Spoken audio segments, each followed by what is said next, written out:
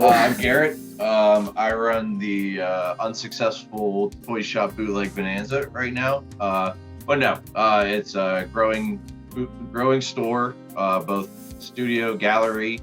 I started collecting a couple years ago, and now I am a proud owner of the toy store Bootleg Bonanza. And so right now I'm carrying a lot of different toys from artists, mostly in the U.S., a lot in the some internationally, shipped U.S., international. Just really, I don't care if the artist has started today or has been doing it for 5 years. If the toys are cool, I want to work out a deal and try to move them. And but yeah, so right now, and like I said, I'm happy to say I just launched the studio. We're working on some stuff we were talking about before, the Sofubi with Matt. And but yeah, I think what I can really bring to the table is just help promote, help inspire. I think the way I always like, it always seems like a one-up type of industry. So like, I think the more I post, the more stuff I get out, and the more I sell, and the faster I can get new toys in, the more the guys are gonna be like, fuck that shit, I want to do a cooler toy than that, So like, that's the stuff I love seeing. So I just really like to encourage this, and I think it's a really accessible art form. So I'm hoping with the studio, we'll get some local people. People didn't think they would have done something like this before, but yeah, like I think enablement is, I've been described as an enabler a lot during my life, for better or worse. So I think I'm really good at enablement. So I think that's what I'm going to bring to the toy community. And who the fuck knows? I mean, the future, we don't know what happens tomorrow. So it's going to be a wild ride. So I'm here for it. So yeah. Man, I love it. 1.Trick, man. I started making toys, in my undergrad. That was circa like 2014, and I was a painter. And then it started getting to that point where it's like thesis coming up, and I was like, man, I don't know about my thesis anymore, about doing a thesis show of paintings. I started moving into sculpture. I really like the tangibility of, sculpture and figures and objects. So started kit bashing things, and then it was like, well, fuck, how do I, because, I've got a super big collection ever since I was a kid. Never stopped collecting through my teen years, which is like the most awkward years to collect toys. And now I was in my 20s, and I was like, well, fuck, I want to like not just kit bash, I want to actually start molding and casting. So I started learning that and started getting into that, and landed this job through friends of friends that had graduated from my college and started working at this place that did that. And then I met a lot of people that actually, had worked through Kenner or around Kenner people, and it was just like a transition of knowledge, and I was able to be fortunate enough to be a part of that and start putting that to my own use. But most of these cats, thought of it very like linear in, like a job aspect, or not necessarily like creativity, like is more recreating things. And I was all about like wanting to put my own twist on all this shit, because I already been doing that. So then I learned the technical aspect, and I was like, fuck, now I can actually start applying these concepts to actual pieces that I can stand behind. And then, I started doing all this shit on my Instagram, on my personal account, and just posting stuff, because I just kept making and putting all this money into this, and it hit me at this point, like, you're gonna have to progress, but I didn't put myself out there until I felt I was ready. So I just posted on my personal account, and then Garret was actually the first person that bought, like, actually really hit me up off my account to purchase a piece, and it was during 420. I put out these like a couple random pieces, and he hit me up on that account, and it was a swag thing, swamp thing. I was just showing that off to Matt at the office. So yeah, you gotta that. You were the first one, and then you bought that one, and I'm like, yeah. Oh shit, it's time. I gotta get this shit in here. You know what I mean? Like, yeah. Got my name, got my brand, and believe me, I made so many toys, still make so many toys, and everything that is not shown on the 1.Trick.Pony account that I really like, but I have this level of like, it has to be there, it has to be ready to be sold before I can show it. So I pursued the Swamp Thing because it was my favorite mold that I had been working with. Is obviously the one that got the first response, and Yeah, you it's know, it's still the best response I've seen for anything I've sold so far. So yeah, that's it's a winner. I mean, I as far as Bootleg Bonanza goes, I mean that's I don't send the bar pretty low. well, yeah. If Swamp Things win it, I mean that's like Yeah. what the hell, but you know, They went like crazy. I Well, started. I mean, Crumbs Blunt took fucking half of them anyway, but I know. but hey man, first come first serve. What can he say? He waited. He did his due diligence and. Okay, but back to the I will marketing. say, I had this one guy. He bought like 3 right off the rip. Bought 3 of them, but still, Crumbs Blunt's gonna have the biggest one-trick collection so far. Like one and. Garrett, I have to interrupt because your marketing was genius on that. I was trying to be nice, and I even actually was messaging 1.Trick being like, I don't know, like I'm trying to be nice, man. Like so many people have said they want one, right? Like so many people are like, I want one of these Swamp Things. So I was actually like trying to be respectful, let it kind of get some visibility before I stole it. An hour and 6 minutes passed. You did an update on the post. You edited it with update, folks. 6 minutes passed and it's still on the website. That was like a challenge to me. Like the gauntlet was drawn at that point. I bought it and then went to 1.Trick.Pony being like, yo, I'm sorry, man, but like he really like gave me like the gauntlet slap. I needed to prove like I'm a man of my word at that point. Like Hey, the hour was up. I gotta be a salesman, man. It's urgency. You know, it worked. Like, No, I'm super happy. I really wanted to keep the glow in the dark one, but I can make was you it another one. no guts, no glory. Like he was oh, hitting dude, me that up. guy, fucking no guts, no glory, man. I love that guy. He's a super nice dude. He's insanely. He reposts everything, and Yeah. if there's anybody that deserved one after Crumbs, it's Yeah. definitely him. Yeah. Because I really wanted to keep the glow in the dark, and I was like, you know what? I was like, oh, we'll probably get more made down the line. Like he was just like, and I was like, dude, and he's like, I don't get paid until like Friday or whatever. I'm like, dude, I'll PayPal invoice you. Just be like, fucking, just pay me when you can pay me. Like I trust you. Yeah, that's awesome. And I was happy because he was like, he's like, dude, I love all your work. I love all the Swamp Thing, but if there's one I wanted, it was the glow one. And he's like, and that's what I got. And I was like, well, That's fuck so it. cool. It's kind That's of so cool. it all just worked out. And once the shit started, like, I was just posting, like posting what I was making, and I hadn't come to a point where I was ready to sell anything yet. And then this page fucking reposted, and everything started getting crazy. And that's when I was like, oh fuck, dude, I need to make some header cards, like. And That's part. the painting aspect to me. I've got like the drawing, but I'm like, dude, Skull and Void is my homie, and he does all that fucking graphic work so well. He does all my tattoos. Like, I could dick around and make this shit, or I could just be like, yo, can I pay you to make this? And of course, he blew anything I would have made out of the water, which just only helped. And then from then on, I was like, this is the standard now. Like, I gotta have him do like the all the Swamp Thing work now.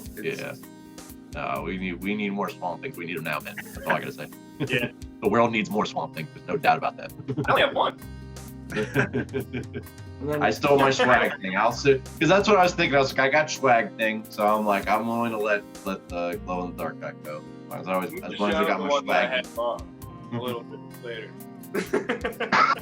It was one of the Why I understand it's important to somebody who likes one.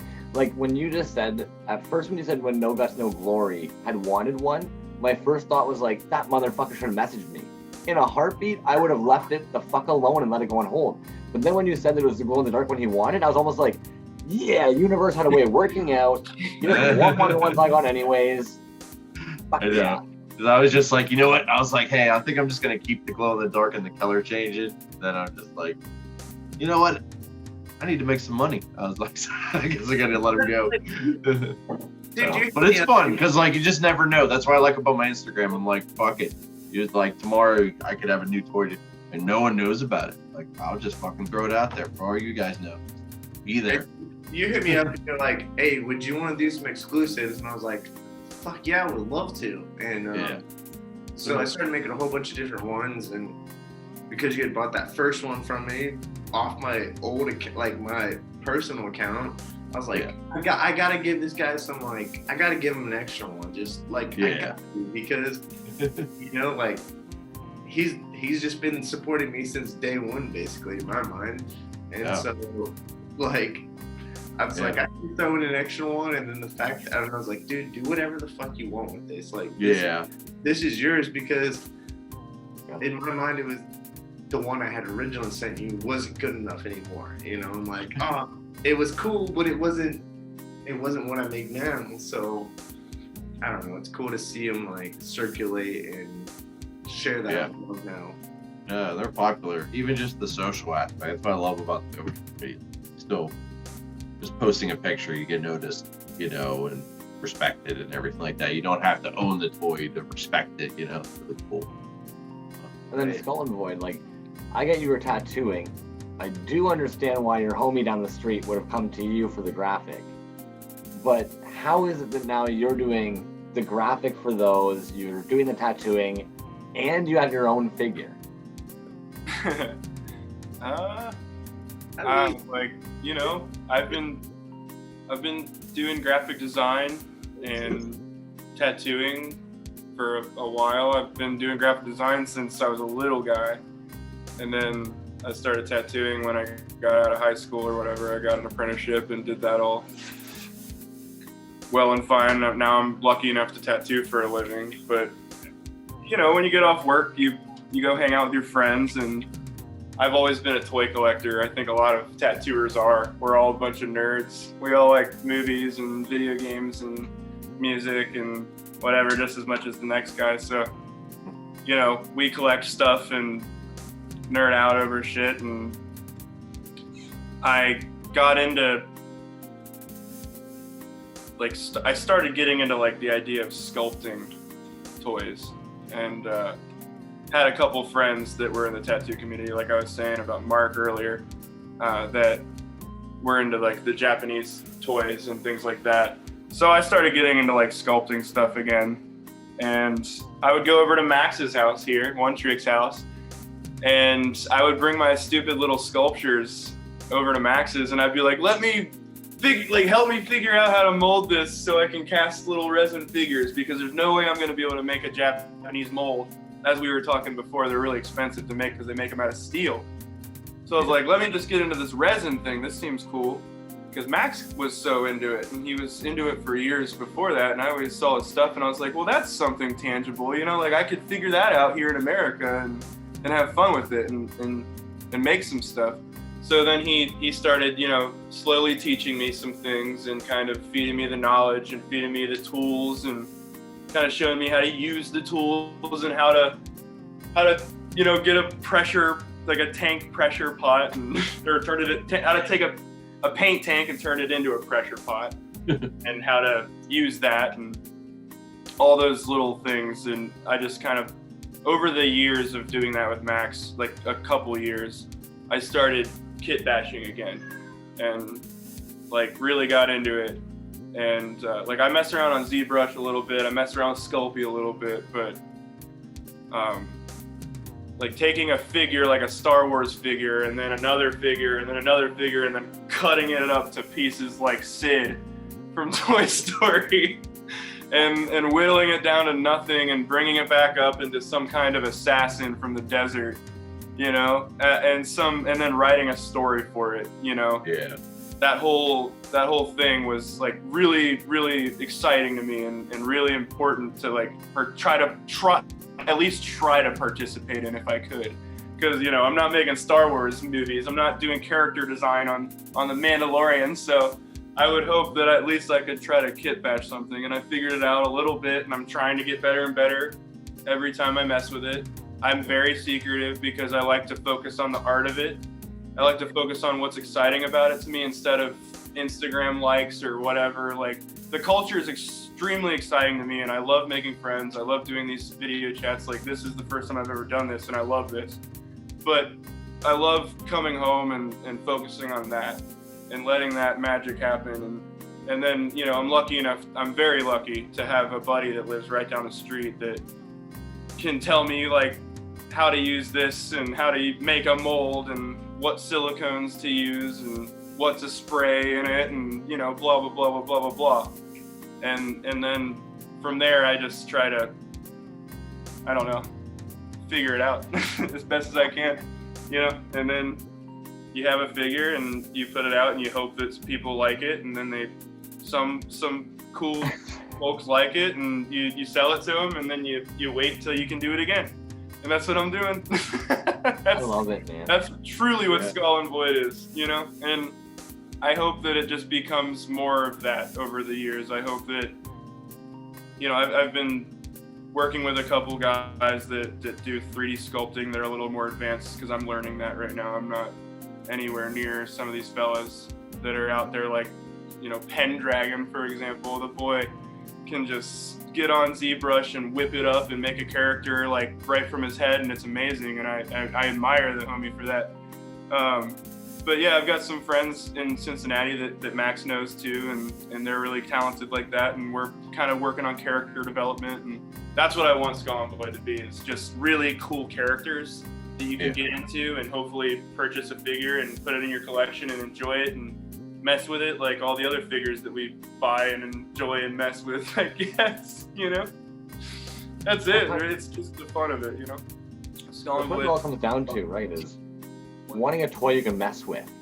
Like, at the end of the day, like, I even saw somebody's post today where it was like, the most bendy, not a toy that you're going to play with.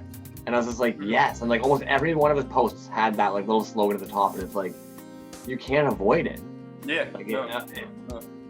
There's just some of them that speak to you, you know? Like, you can see it on the picture that you just want to pose it, put it up on there and look at how cool it is, you know? And there's some people that want to go even further and create these displays and, you know, do toy photography where they're, you know, using Axe spray cans with lighters and shooting flames in the background. And it's that's something we're gonna be doing soon too. One of the guys that actually works with Resin Blood, with Eddie, Jesse, he does toy photography. He's this, never pronounced the name, the Sultry or something like that, the Century. Yeah, he does photography. So we're on the planning phases of doing some type of like show with a bunch of professionals, and then do like Q&As and like kind of like show off what they do and how they do it in the studio and stuff. That'd be awesome. So look forward to that in 2021. So, yeah. Oh yeah. Oh yeah. That stuff blows my mind. Photography is something that just goes right over my head. You start talking about all the photography lingo. I can't even lingo with you. Yeah, it's complex. And it shows. It really does. Like, some of those photos just look like they're out of a fucking movie, you know? Bootleg Bonanza, you could even do like, I mean, I don't know how familiar you are with like the fine arts world, but like artist residencies, you know, where you have artists come in and occupy the space and use it as a studio space that you can also like showcase in a gallery sense, you know? Yeah. There's a lot of opportunity for that kind of shit too. Yeah. It can even be a sharing of knowledge or a tutorial or what have you be, you know, that could be. Yeah. You could easily set up a GoPro filming him like the whole time he's in there. Yeah. And that way you would actually be able to just have that displayed on a running TV.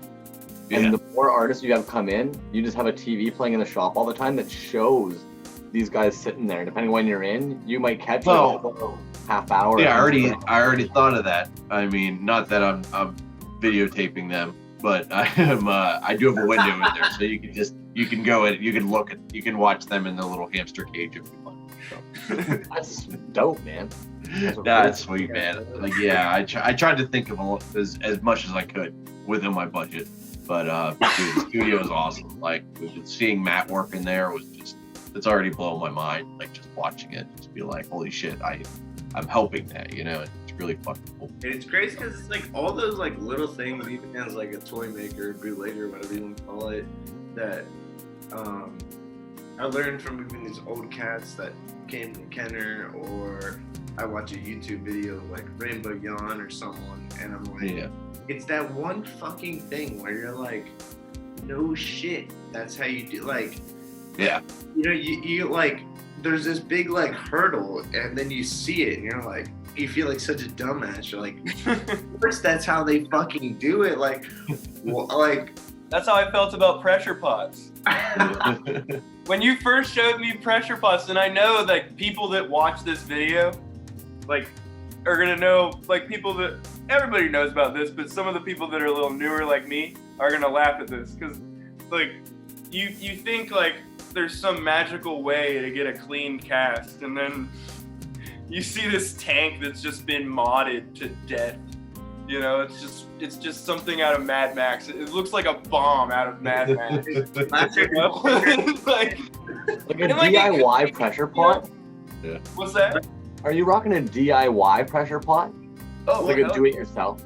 Well, No. most of them all actually come as like a paint pressure pot, Yeah. but you always pretty much have to modify them to Yeah. be a It's fucked.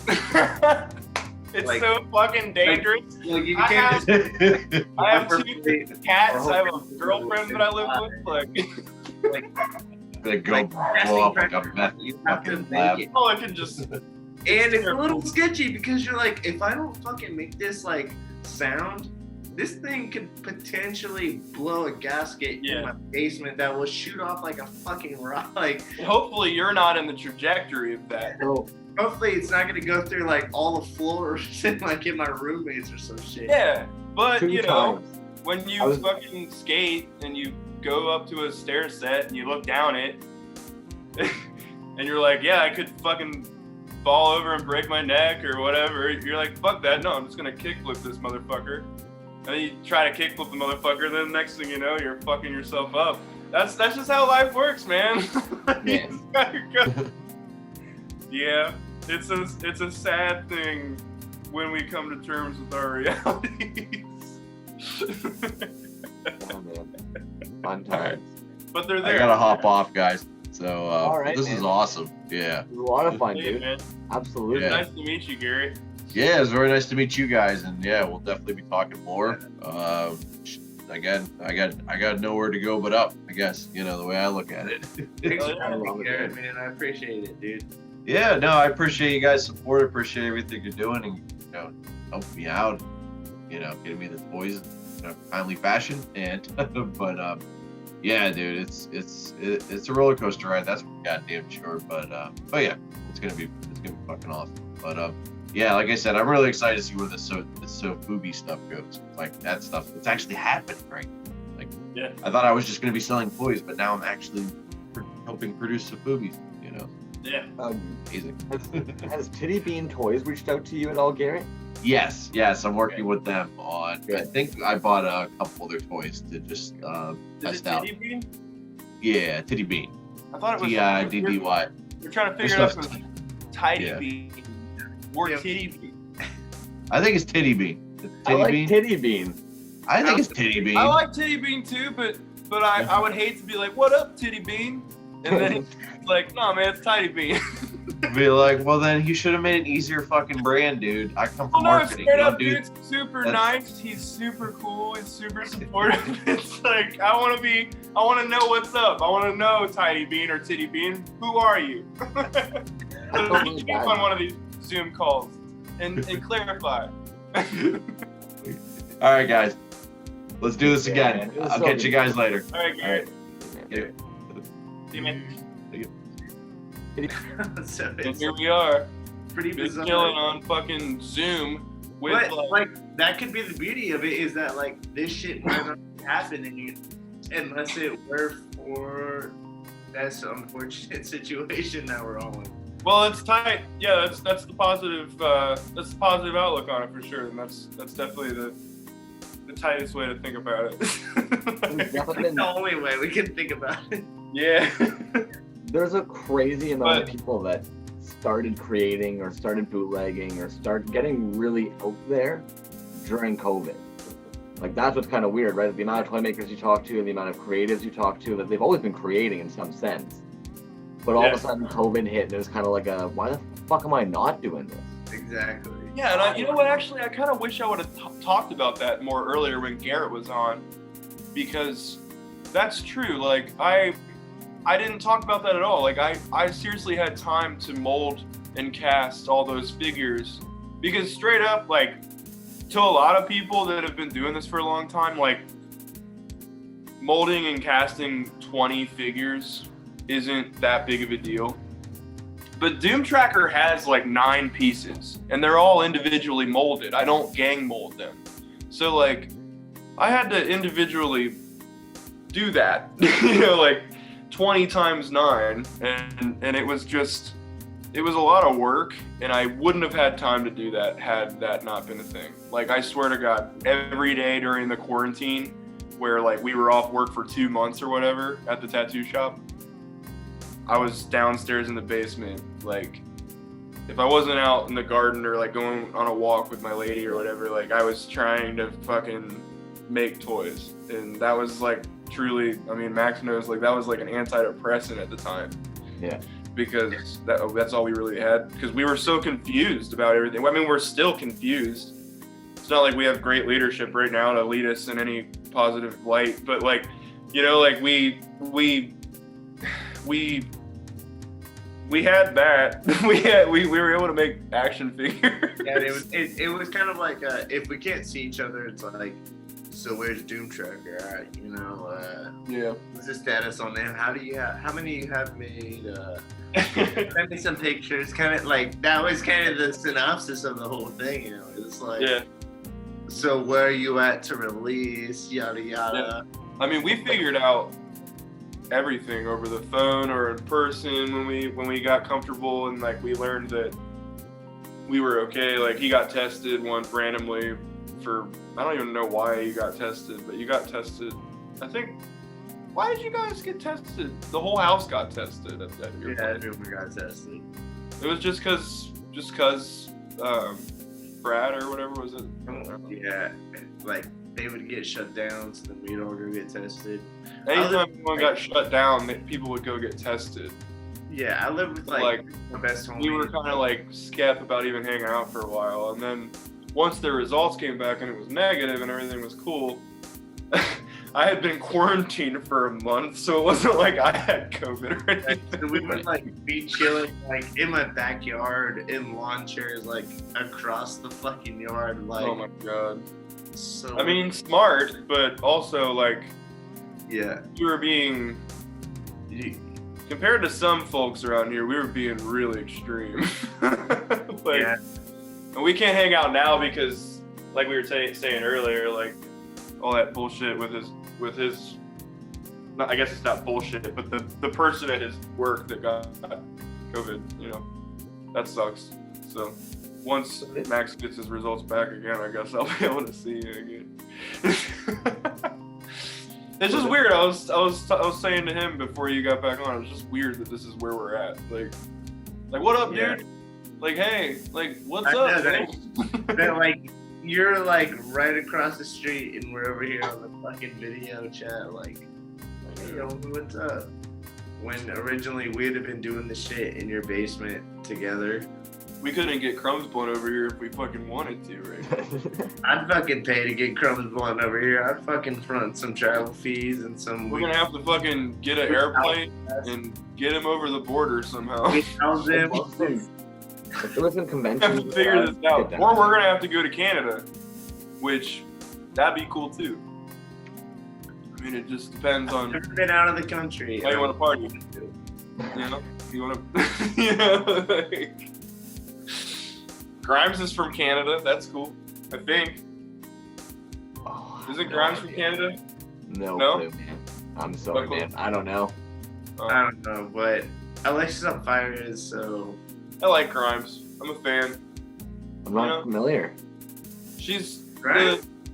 the artist that does all the like electro pop stuff. She's married to Elon Musk with the She's baby. married to Elon Musk. I hate to bring her up as the one who's married to Elon Musk. Like, she's not just married to Elon Musk. Well, She's It's not, but that's an identifier, okay?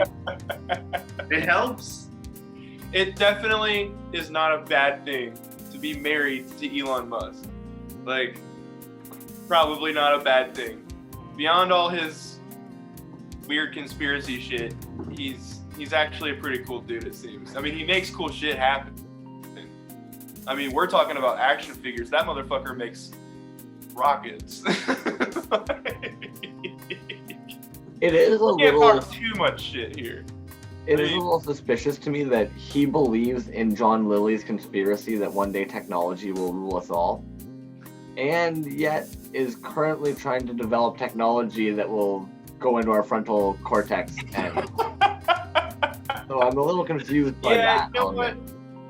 Okay, I was just about to say, everything I'm saying, this positive attitude that I'm having about Elon Musk is definitely going to be cause for debate.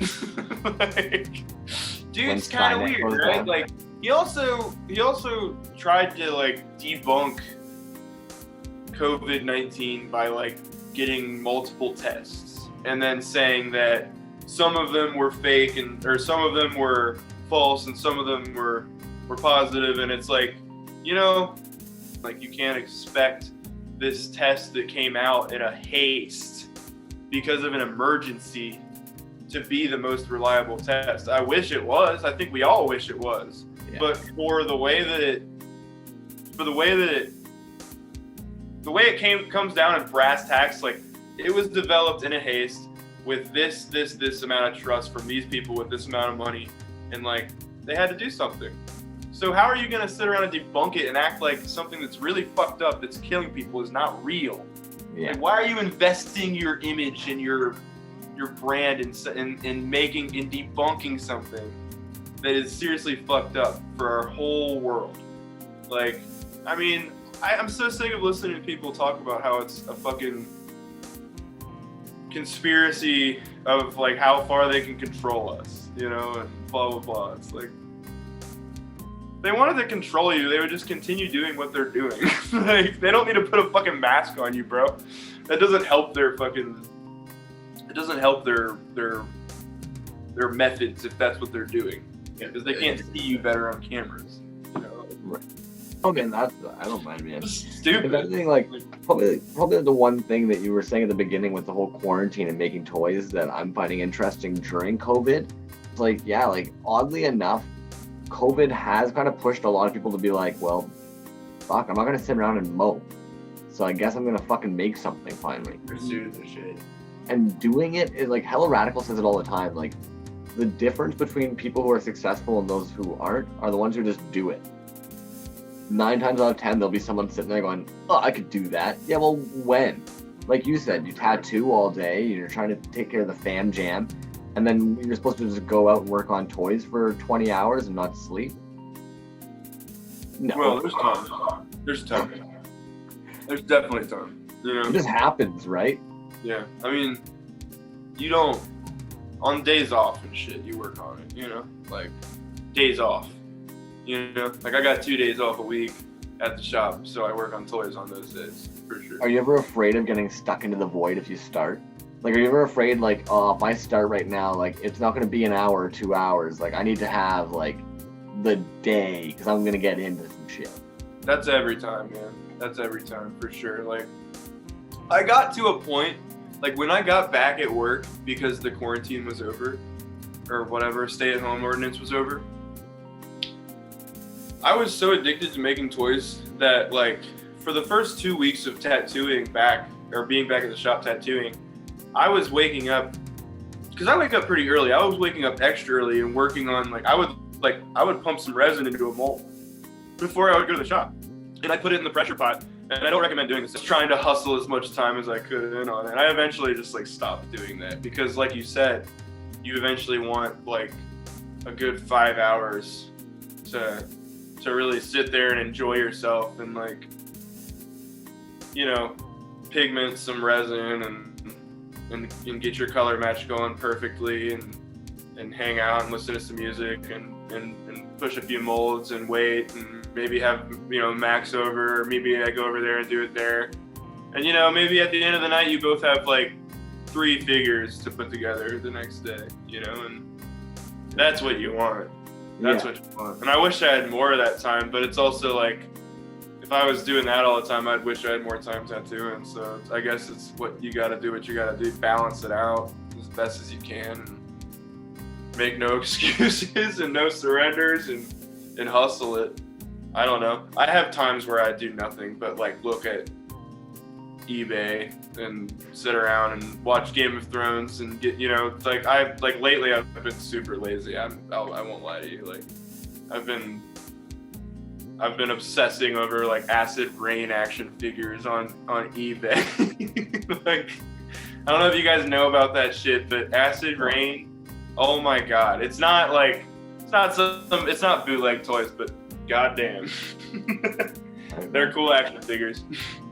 And I've been getting into those bad boys. So it's not always make, it's sometimes consume and look at and want and buy from other people, you know? So, I don't know. Just whatever's fun. Whatever's fun. What about you, 1.Trick.Pony, man?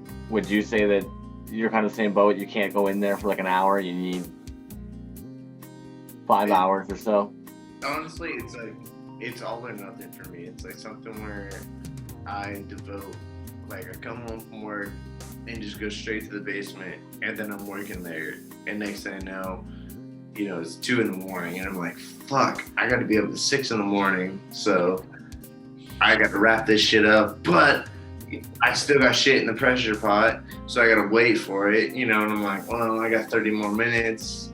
I think I can throw some paint, whatever, you know, hack this up. And it just feeds into that for me. Or it's like, today I'm just gonna fuck off. I'm gonna watch some Simpsons, you know, get drunk and just fucking chill out for a minute. And then other days, once you start get going, you can't fucking stop. And you're just in it and in it and in it. And then you just want more and more. You just want to pull that next mold and rip that cast out and throw it, you know, and check it out, inspect it, no bubbles, throw it to the side, next. And then you start injecting. You already got your pigment mixed up in the cup, and then that kind of feeds into that cycle too, where you're just like, well, I don't know, you know, if you're familiar with molding and casting, when you have your shit in the cup, those chemicals will break that cup down. So you're almost like, I have to, like, I can't let this sit overnight because this shit's gonna blow through this cup. Okay. So I have to fucking mix it, cast it, which then perpetuates the next step where you're like, well, I gotta be up so I can fucking demold it, pull it out and check it out, inspect it, snip it, what have you. And like Jake knows, there is that time when you can cast something, leave it, let it sit, pull it out, pull your cast out. But there seems to be this grace period when the resin isn't fully cured and it's still malleable, and that's when you can pull it out of the cast without any rigidness, and still it retains the memory of the mold and will reform to that original cast, and you can still also manipulate the resin. It's very soft and malleable, so you kind of find that time frame, and you don't want to fuck that up because it only alleviates problems, you know, in the long run. Mm-hmm. You really want to monopolize on that time frame. Mm-hmm. And when you start getting in that flow, you don't want to fucking stop, you know. So for me personally, it's like, it's that all or nothing. Like, I'm either in it and it's like, I'm not showering tonight, I'm going straight from work, hitting the basement, or I'm saying fuck it all and enjoying my time. Like, I'm not gonna lie, it's like literally how it is. Let me pop this open, because I actually do want to pick your brains a little bit too about these. And a couple different things about them. I forgot about this shit. Oh, fuck yeah, man. I want to slip this in real quick. I won't take up too much of your time. Oh, whatever. We haven't asked you. I've been wanting to ask you a bunch of questions, but this is your gig, so I don't want to fuck your shit up. No, man. Never, man.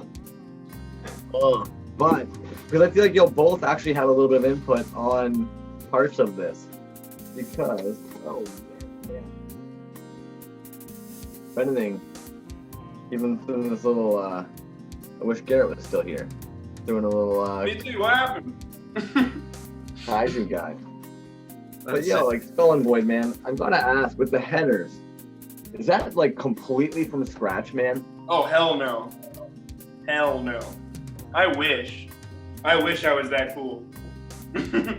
I hate to like dilute any of the hype on it, but you know, we straight up, we were like, what should we do on the header? And we went through all of, you know, Max has Swamp Thing comics, and you know, we went through all the Swamp Thing pages and found the coolest shit we could find. And straight up, like, there's a couple images. There's a scene in the Swamp Thing book where the lettering on the back where it says Swamp Thing around the 1.Trick.Pony logo. You know, you can find that lettering if you read Swamp Thing. You can find it in the actual, you know, books, but you can also find that image that's on the front in the books too. And that was just us looking at it from a perspective of like, well, let's not completely shit on the original artists of Swamp Thing. You know, we both, you know, didn't want to. We weren't interested in that, so we wanted it to be like legitimately a Swamp Thing kind of thing. We just wanted to change it to make it more like, I guess, resin friendly. So we messed with some textures, we messed with what was important about the image, and then we changed. So we had that gradient of the colors, and that's kind of what was important about it, was making it look like it was like a color change situation. I like sent Jake some, like, I don't even know how many images of like cuts of comics I had, and we talked about what would make more sense, and he was like, design wise, had the perspective and was able to like filter through all the shit I sent him, and then he just like redesigned it and like added all these graphics into it, and the gradients and colors, which just made it like unique, like really pop. There's times when you need to redraw something. Yeah, like he was able to just like, what I love about Jake is I can just send him like a shit ton of things and he can just pick from it, and he knows my sensibility as far as, you know, aesthetic and whatnot, but I always trust Jake's aesthetic and perspective and know that he knows the best interest for me, and like can trust his design qualities where he can manipulate whatever images I send him and just elevate them to a level that I didn't even think would be possible, you know what I mean? Like I like see something and I'm like, that's sick, and then he just brings it to that next point where I'm like, fuck, like I didn't actually think it could be that sick, but he's able to make it just so fucking rad and unique. I mean, riding the backs of giants is fun. You know, like we take these things that have previously meant something else. Like we take a Swamp Thing figure, for example, and we remold it to celebrate the sculpt and to re-explore the idea of, does it have to be green? Like, does this Swamp Thing have to be green? Does it have to look like this only? I mean, can it be glow in the dark that changes to pink, you know, like if it goes in heat or you know, solar exposure? So like, that's the same kind of thing. Like with design, with an action figure, you wanna explore what that action figure, why is that action figure special? Why is the Swamp Thing action figure special? Because it's the Swamp Thing sculpt, but you're celebrating resin, you're celebrating different color treatments, you're celebrating different, you know, casting treatments. The list goes on. So the design needed to represent that. How did you not notice like the nods between the artwork, throwing in like, and I would even actually say like, considering it's from a panel, personally I love like the old school 80s and like early 90s graphic novels. They always actually have like almost like that pixelation that you'd see like in a huge painting or anything, and it's like that's right in the eyes, man. Yes, and those are halftones. Those little pixels, those little like they're the little dots or the halftone treatments that you can do on any given layer of any design. And we wanted to make that. We wanted to make the original design from the comic reflect the fact that it was going to be different colors of resin, but we also wanted that vibe of like you were saying, the halftone pixelation and the comic book vibe. We wanted it to be true to and familiar. Yeah, like and familiar, absolutely. And I think like the way that Garret marketed it, and like, I mean, it's silly shit like putting Born on the Bayou on the description of the toy on the store, and it works. People see that and they get happy when they're buying it. It's an experience, and I have that same love for buying things too. So collecting things, it's just fun, and then it all worked together. Plus, we wanted to make the design fun. There's a lot of shit on the back of the card that says silly shit. Like it just says things like, but who cares? Rated question mark, like, cause who gives a shit? Like, who cares? Like, and it says, there's like a little bit of a Power Trip lyric on there, because when we were working on the Swamp Thing design, Riley Gale from Power Trip passed away.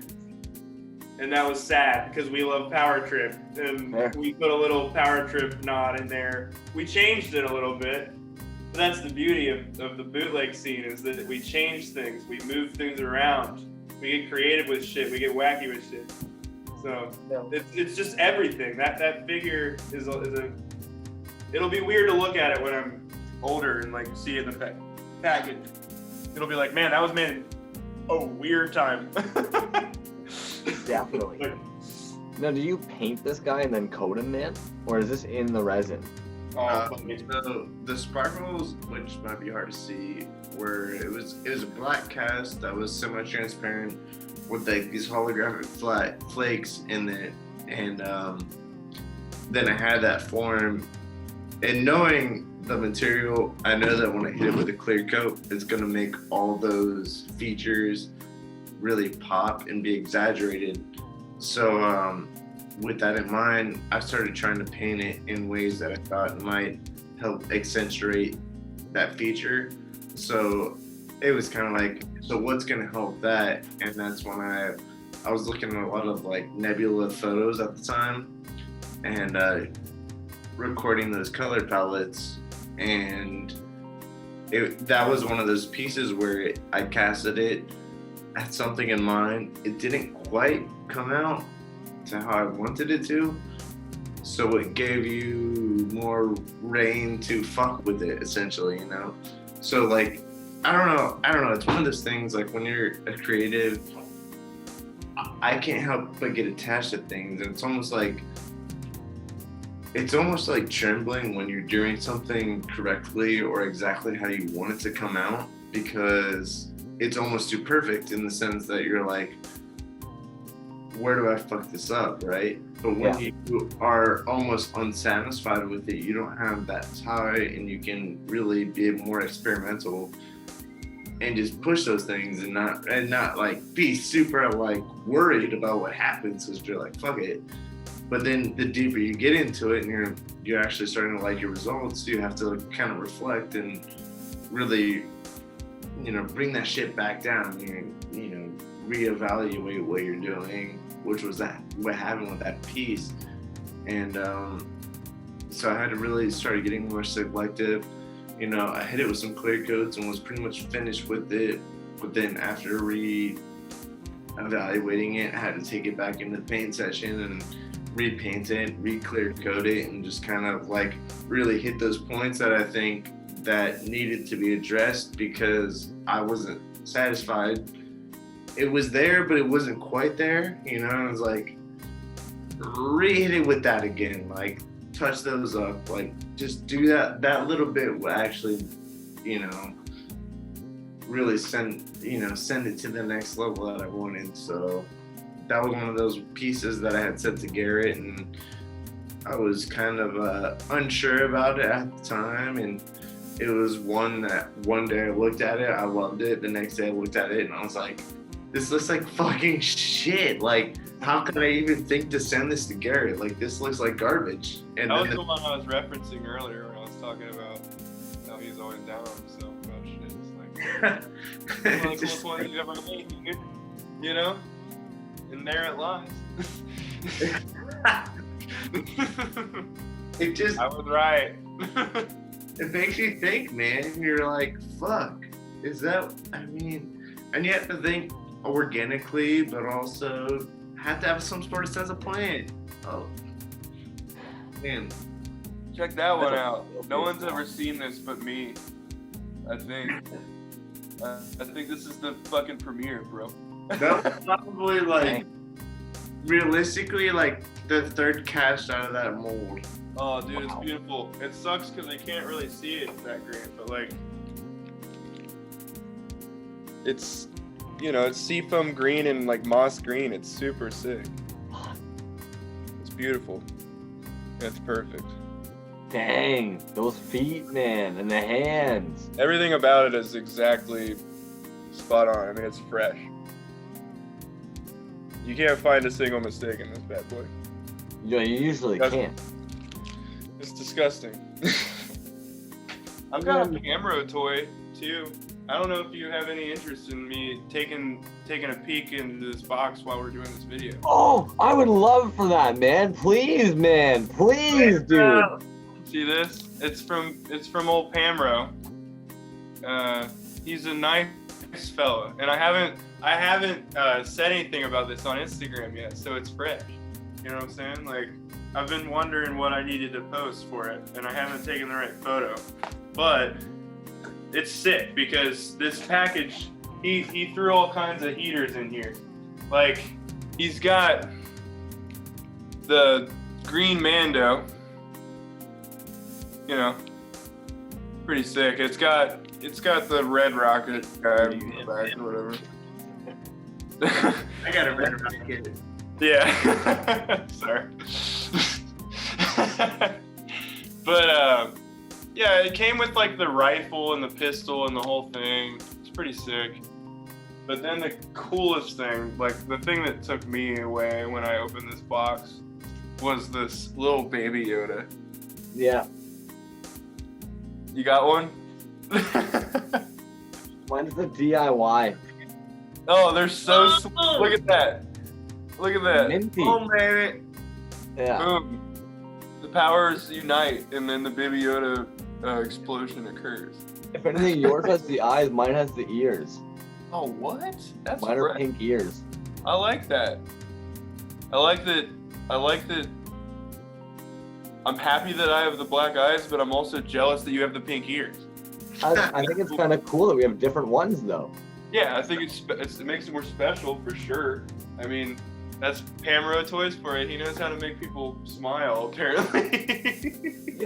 I think that's the like main important thing. A lot of the creatives don't understand. I've tried explaining it to them. Is it's like, especially during COVID, a smile, a laugh, it can fill your fucking cup, man. It really can. It really fucking can. It's crazy, but it can. Here's a smile for everyone. Here's a PamroToys smile. I'll get a better angle for y'all.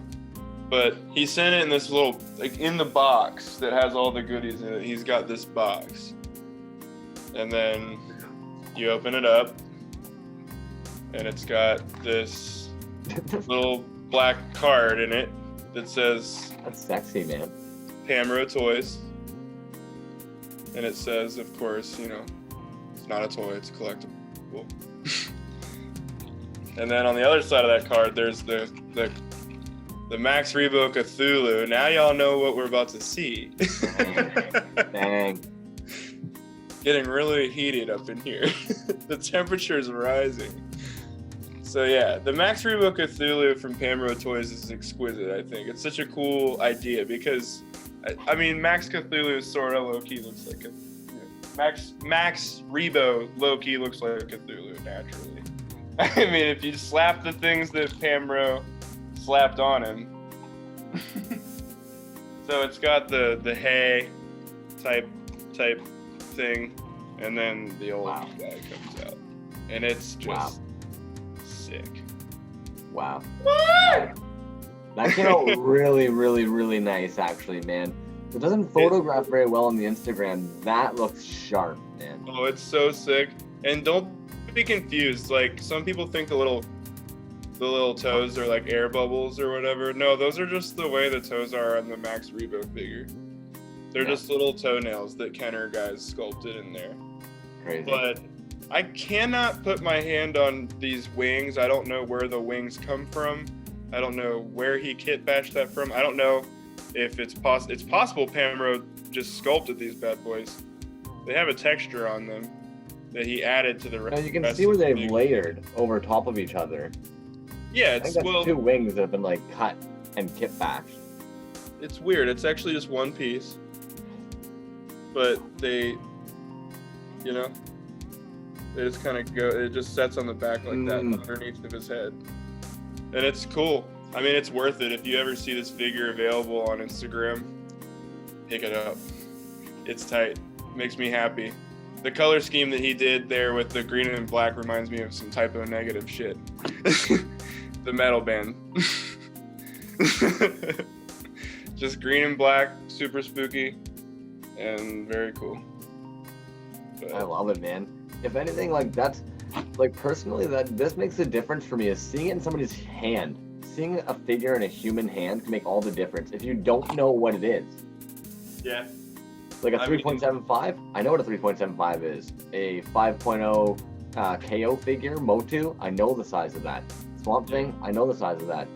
But when it's like a Sofubi or it's a new designer figure, some of these guys, like I even told one guy one day where I asked him what the size was, and he was like 4.5 inches. I was like, dude, I thought that was 2 inches easy. I was like, if you put in the details that it's 4.5 inches, I promise you more people will go from I want that to I need that. Yeah. Exactly. Especially for that price. Yeah, for sure.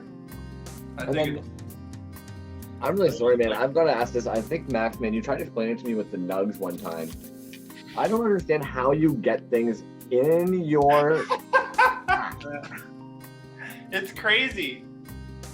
So, It's crazy.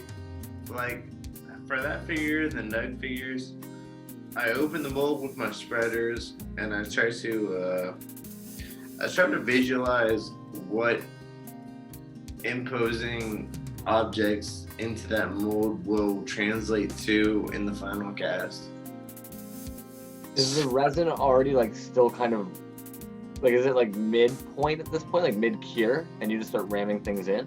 No, so I open the mold up and I put these objects in them, the weed, the nugs, the flower petals, and I put them in the in the mold. And I try to visualize how that will translate once I inject resin into it. Like, is it gonna block it? Do you think about that at all? Like, if it's gonna block the resin from getting to the hand or something? I like try to think about how the mold is placed, because most of my molds are all block molds that are gang molds. So I have to think about, when I tilt this on this side, this is going to be on the outer face. I want all the blooms to be exposing the outside. You don't want them on the inside, you want them on the outside. So you have to think about how that lies in the mold in the negative and put those in there precisely with the needle nose pliers. And you have some spreaders, you open the mold up and you take a needle nose and you dip them in. You're a fucking nut. What this guy does to make this shit work is crazy, y'all. You don't get it. It's fucking crazy. Like, you might get it, but I picture know? like pieces of nug poking out. Yeah. Like that's the part that always blows my mind is how are these things not gouging out of, like how are they coated with the resin instead of it also being like, oh dang, a flower is. I really try to compensate for that. There will be instances where that can happen, and when you get the cast out, you can like snip that off and like, you know, get rid of that imperfection. But for the most part, I really try to avoid that whole situation in general, and just really rely on placement. Do you use a loop or anything? Like, are you sitting there with like one of those like pull down? No, it's more of like a little spotlight and some booze and some bud. Yeah. And I do think though, like you were saying, it's your joy. Like my buddy Trash Can Monster, his like quote or tag, I guess, on Instagram is "fill the void with toys." And like I even had to ask him the one time, I was like, man, is that like a triple entendre? And he was like, oh yeah, for sure. Because in my opinion, it's like you can definitely like try and fill the void in your heart or life with toys. Sure. You can definitely try and put toys in any kind of void if you'd like. Yeah. And it so happened he had just released like an astronaut toy that was coming out of like a void. So I was like, okay, like, Yeah. what's going on here? Because I know deep down, like most of us are trying to fill the void with toys. For sure. For sure. I mean that's what skull and void means, for Christ's sake. You know, like straight up, it's like your skull in the void. What do you think about most of all? What's your interest? And our interest is all happens to be characters and toys of those characters, you know? So yeah, I think we're all on that together. It's a collective consciousness. You know? I'll let you guys go, man. 11:30. Let you get on with your lives. It's been fun, though. It's been super fun. Hey, dude, I like it, man. Yeah, me too. It's been fun rambling with y'all. Weird talking to Max on Zoom. But it's been fun, Max. Zoom Max. Yeah, have a good night, guys. Thanks for coming in, guys. I appreciate it. Thank you. Thank you for